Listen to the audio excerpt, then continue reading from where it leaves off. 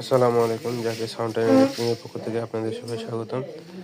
এমপ্লিফায়ারের কাজ করলাম, ট্রান্সফর্মার সমস্যা হয়েছিল, ট্রান্সফর্মারটা বাদাই করা হলো, ট্রান্সফর্মারটা পুড়ে গিয়েছিল, বাদাই করা হলো।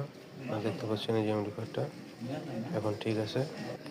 দেখতে পাচ্ছেন টায়ারটা নষ্ট হয়ে গেছে, বুঝছেন, টায়ারটা পুড়ে গেছে, ট্রান্সফর্মারটা শর্ট হয়ে গেছিলো, ট্রান্সফর্মার নতুন করে বাদাই করা হলো, সাউন্ড সব ঠিক আছে।